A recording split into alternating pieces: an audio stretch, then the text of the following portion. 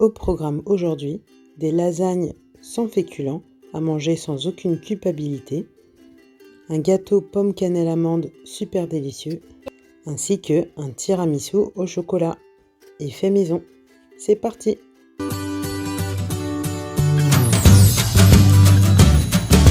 Salut à tous, je suis Lucia et sur ma chaîne on parle de cuisine, d'organisation et de ménage. Alors aujourd'hui je vais vous partager ma recette de lasagne faite sans féculents. Donc une recette vraiment très saine. Je vais vous la partager. Je vous l'avais partagée en post et vous avez été quelques-uns du coup à me dire que vous vouliez la recette. Donc je vous la montre aujourd'hui. Je vous montre ma recette. Donc pour ça on va utiliser de la viande hachée, donc 700 g de viande hachée. On va utiliser des courgettes, des poivrons. On va également utiliser une flopée d'épices. Donc moi je vais vous présenter celle que j'utilise pour ma recette. D'ailleurs j'ai oublié la muscade. Voilà.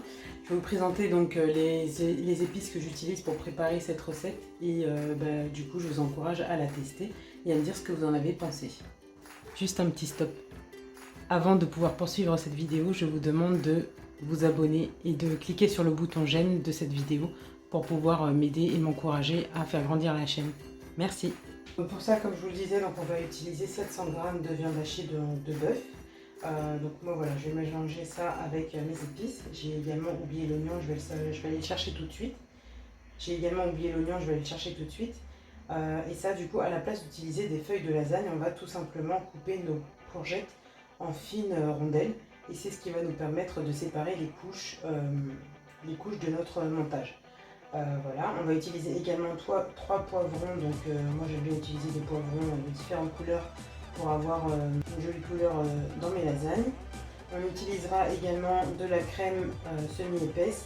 Je pense que j'ajouterai également un peu de lait, ou on va peut-être utiliser aussi une deuxième brique. Du coup qu'on mélangera avec du sel, du poivre et de la noix de muscade moulue. Et toutes les autres épices du coup serviront à assaisonner notre viande. Donc comme je n'ai pas de wash en ce moment, je vais utiliser un oignon et également de l'ail en poudre. Voilà, c'est parti pour la recette. Juste pour info, ça c'est une recette que vous pouvez très bien préparer en fin de semaine, congeler et la ressortir plus tard dans la semaine ou même un autre jour dans le mois. Ça tient très bien à la congélation. Donc moi j'avais déjà testé et voilà, c'est un plat qui tient assez bien à la congélation. Donc on va commencer tout de suite par peler et émincer l'oignon et également les poivrons.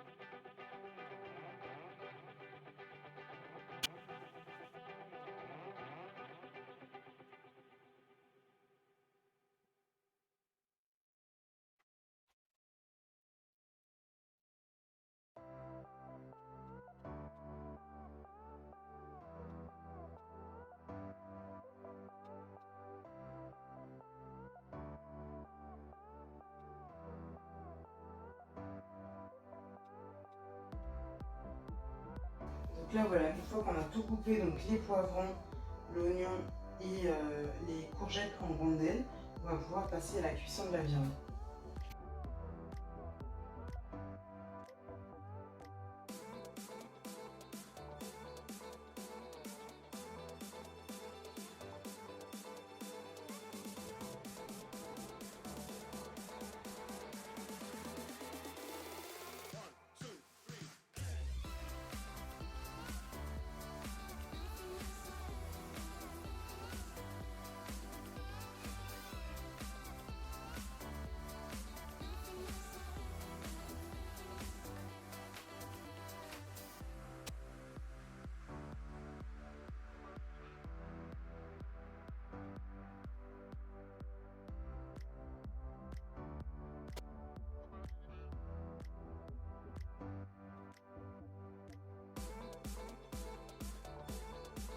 Alors là, du coup, pendant que la viande est en train de finir de cuire, on va commencer à préparer la crème. Donc là, j'ai pris une crème semi-épaisse et j'en ai ajouté une fluide parce que la crème d'une seule brique, ce ne sera pas suffisant. On va ajouter tout simplement de la noix de muscade, du sel et du poivre dans tout ça. Et ça va nous faire notre crème. Et ensuite, quand la viande et les légumes seront cuits, enfin les poivrons et les oignons seront cuits, du coup, on commencera le montage.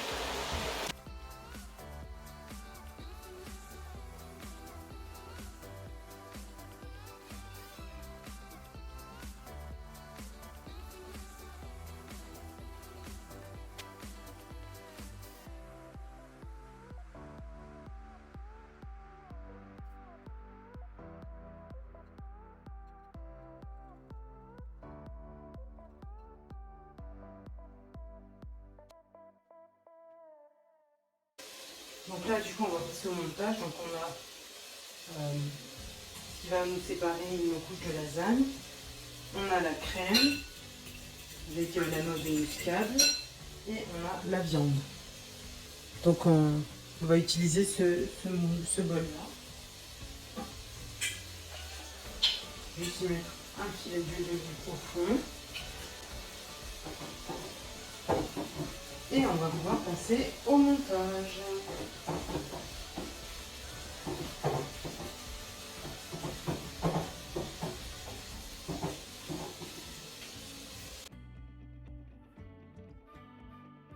Donc on commence par mettre un lit de courgettes. On continue du coup avec un peu de crème, donc qui est assez liquide mais c'est pas grave.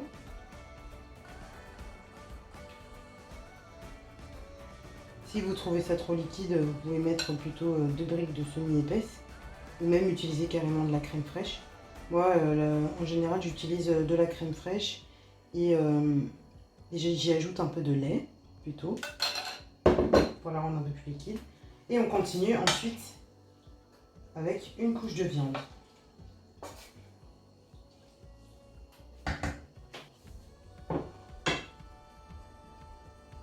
Voilà, donc c'est aussi simple que ça.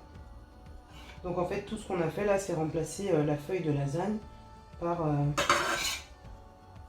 une couche de courgettes. Et du coup, ça va nous permettre de manger équilibré sans culpabiliser. Et on recommence du coup une couche de courgettes.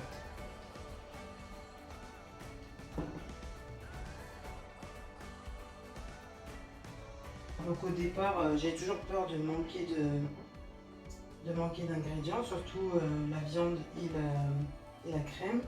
Donc j'en mets pas trop. Et puis après, au pire, à la fin, s'il m'en reste beaucoup, ce seront les couches du dessus qui seront les plus garnies, on va dire.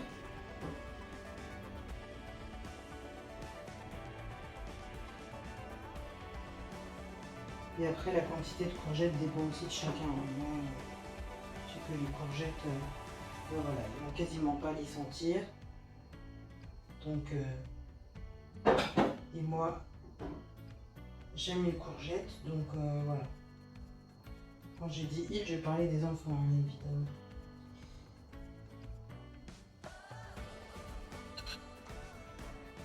Et au pire, la crème, vous en faites. Si jamais vous en manque, vous en refaites un peu. Et c'est ce qui va permettre de cuire les courgettes, donc pas non plus être trop chiche.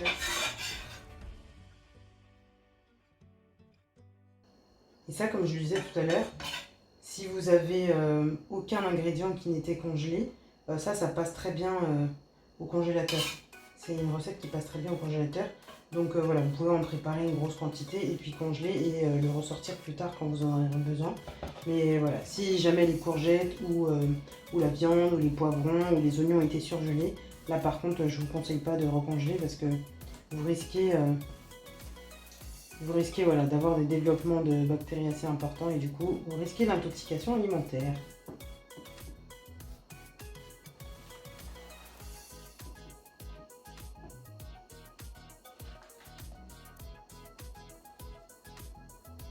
Bon après, voilà, si c'est bien recuit entre la congélation, la première et la deuxième, voilà, je pense que le risque est quand même assez limité.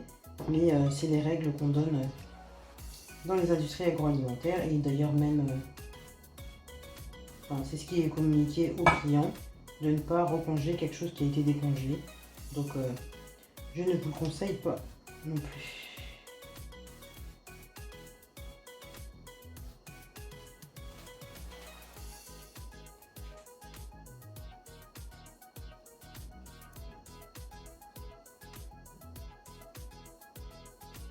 Voilà. Et après j'aurai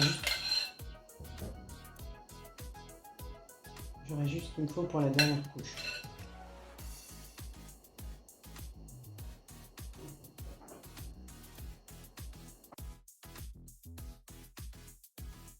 Donc les lasagnes, que ce soit les lasagnes faites avec des légumes comme je suis en train de faire ou les lasagnes classiques avec les pâtes à lasagne, c'est un très bon moyen, je crois, de faire manger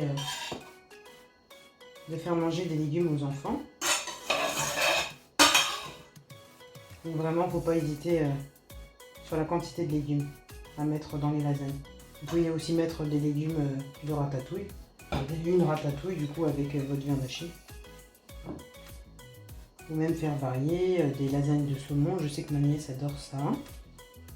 Petit coucou à ma soeur. À ma soeur jumelle plutôt. Petit coucou à ma petite soeur aussi, tant qu'à faire.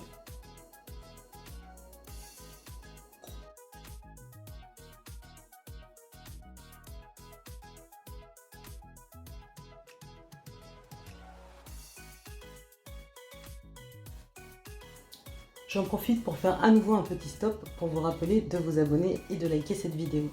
Vous allez m'aider grandement à faire grandir ma chaîne et en plus, si vous ne le savez pas, vous êtes plus de 80% de personnes qui regardent mes vidéos à ne pas être abonnées. Donc abonnez-vous, ça me ferait très plaisir et ça me permettrait de voir, de voir la chaîne grandir. Et surtout, venez commenter, partager avec moi vos idées recettes, vos idées, vos critiques aussi. J'accepte les critiques, constructives évidemment. Et du coup, voilà, ça m'aiderait vraiment beaucoup. Donc si vous voulez m'aider, n'hésitez pas à vous abonner, à liker mes vidéos et à venir commenter. Par contre, ça je ne l'avais pas dit au début, mais là je pense que je vais ajouter un peu de fromage râpé sur le dessus. Donc, je vais retirer mes bols sales déjà. Hop là. Donc là j'ai sorti mon gruyère du congélateur. Et du coup je vais en parsemer un petit peu dessus avant de mettre au four. Donc moi je préfère garder mon gruyère au congélateur. Ça me permet d'éviter de le voir moisir au frigo. Parce que c'est pas quelque chose qu'on mange tous les jours. Et ça me permet de le garder plus longtemps.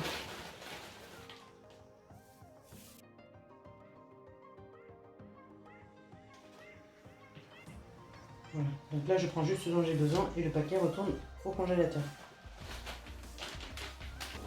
Donc une fois que j'ai fait tout ça, du coup je vais mettre un film de papier cuisson sur le dessus de mon plat. Et je mettrai également du papier aluminium parce que le papier cuisson ça ne tient pas tout seul. Du coup le papier aluminium va me permettre de faire tenir le papier cuisson. Et je mets du papier cuisson du coup pour éviter de mettre le papier aluminium en contact direct avec mon repas. Et du coup voilà, ça va partir au four ensuite pendant 40 minutes à 200 degrés. Et j'ajouterai 10 minutes de cuisson à la fin, donc à 250 degrés, en enlevant le papier cuisson et le papier aluminium, juste pour faire un peu dorer mon repas. Voilà, et ça du coup c'est un bol qui vient de chez Ikea, donc j'ai le couvercle qui va avec. Donc ensuite, une fois refroidi, ça pourra aller au frigo et ou au congélateur comme je vous l'ai dit tout à l'heure. Voilà.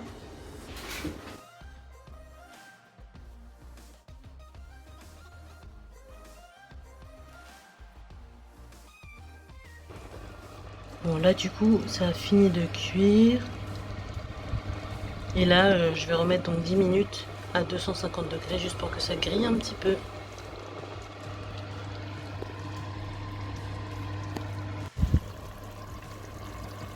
Et voilà ce que ça donne à la sortie du four.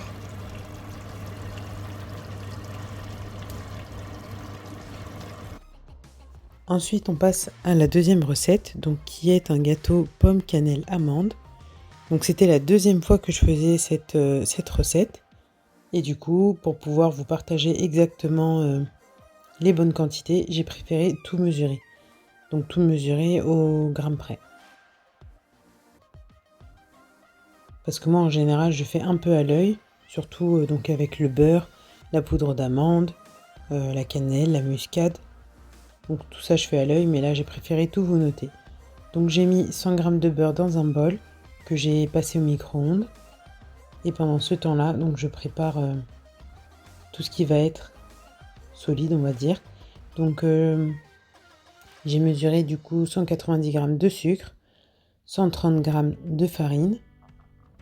Parce que moi en général je fonctionne plutôt par cuillerée et non pas par gramme pour faire mes gâteaux. Donc ça équivaut à 5 cuillères de farine et 5 cuillères de poudre d'amande.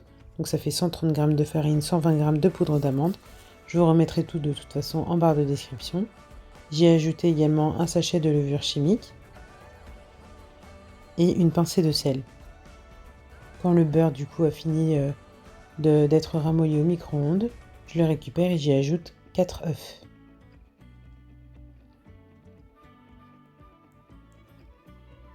Donc là, à ce moment-là, j'avais toujours pas de fouet, mais ça y est, depuis, je me suis acheté un fouet. Ensuite, je mets 10 cuillères de lait, donc ce qui équivaut à 10 centilitres de lait, 125 g. Donc moi, j'avais utilisé du lait entier. Et je l'ajoute à mon beurre et mes œufs. J'y ajoute aussi le sucre et finalement, dans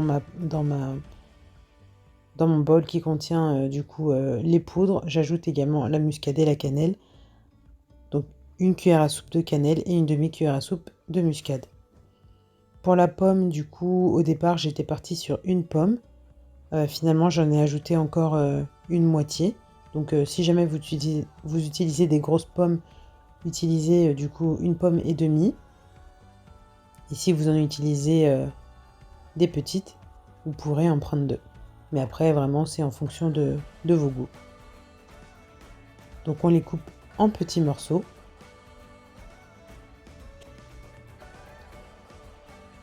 Du coup, dans mon bol qui contient le liquide, j'ajoute toutes les poudres.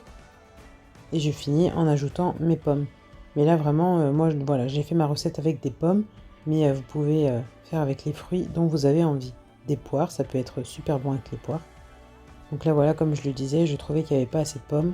Donc j'en ai rajouté une moitié.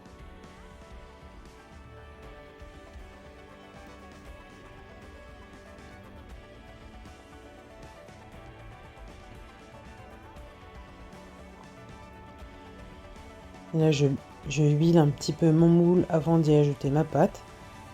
Je finis de noter du coup ma carte de recette. Et ça part au four à 180 degrés pendant 45 minutes. Donc là, vous allez voir le résultat. Donc mon gâteau était légèrement un peu trop doré, on va dire. C'est parce que du coup, j'avais mal géré la température dans mon four.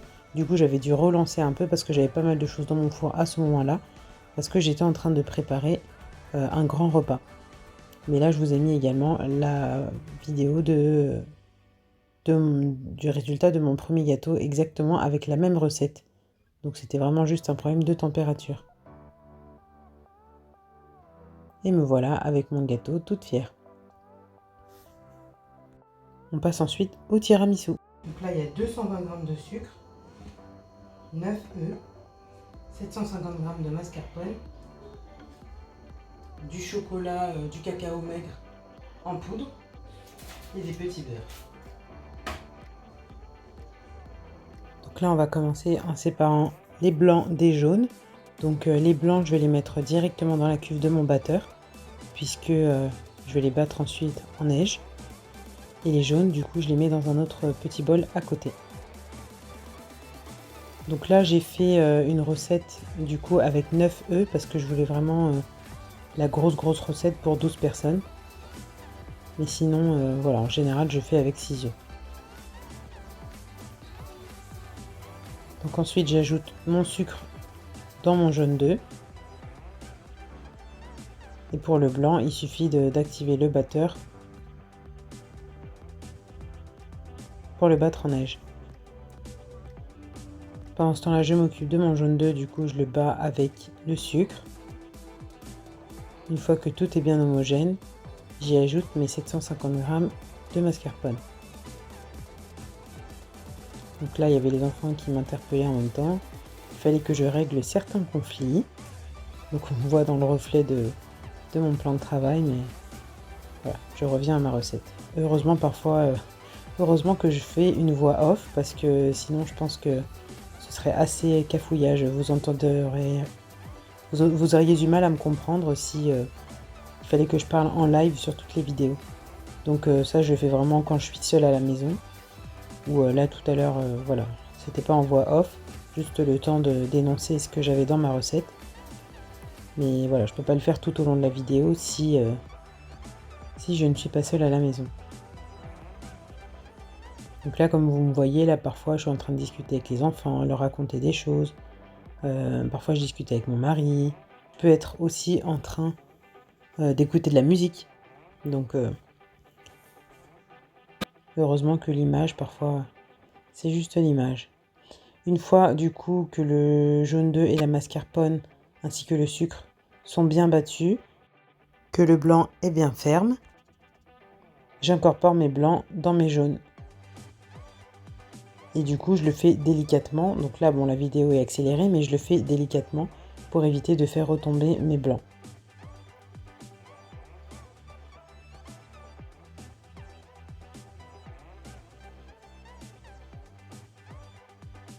Voilà, il ne faut pas hésiter à aller chercher au fond du bol parce que il y a des gros blocs de blanc de neige, des blancs d'œufs qui peuvent rester au fond.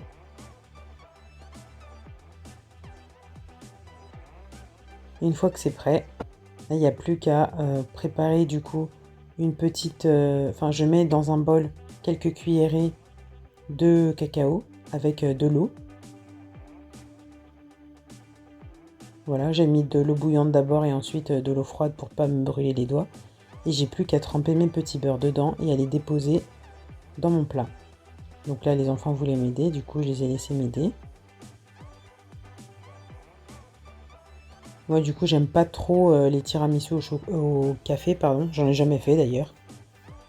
Donc le chocolat me va très bien. J'avais fait aussi une fois avec des spéculoos. Donc je crois que je les avais même pas trempés, il me semble. Et c'était vraiment super bon aussi. Donc là, vraiment, n'hésitez pas à casser vos petits beurres pour qu'il y en ait vraiment sur toute la surface. Parce que voilà, là, ça fait pas vraiment... c'est pas vraiment très esthétique de voir les petits beurres cassés. Mais au final, quand ce sera recouvert avec toute la crème, on verra rien du tout. Donc vraiment, n'hésitez pas à casser les petits beurres. Ça permettra que vous ayez des couches vraiment homogènes.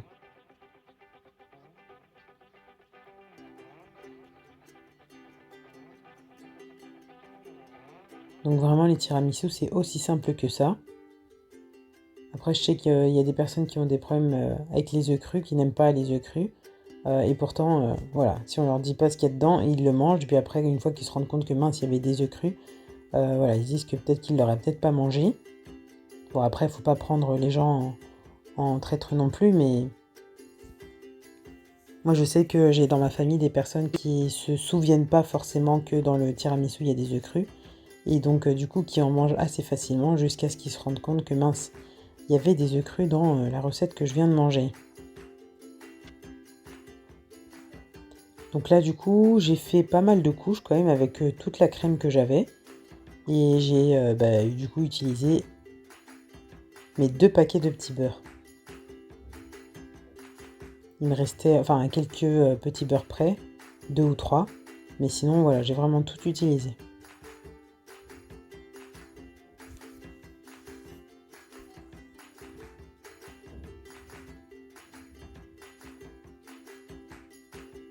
Après, dites-moi, vous, est-ce que vous avez d'autres idées pour faire des tiramisu?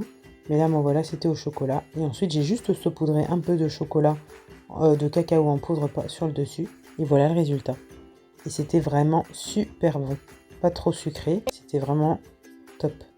Dites-moi ce que vous en pensez et n'hésitez pas à venir échanger avec moi. Je vous dis à bientôt.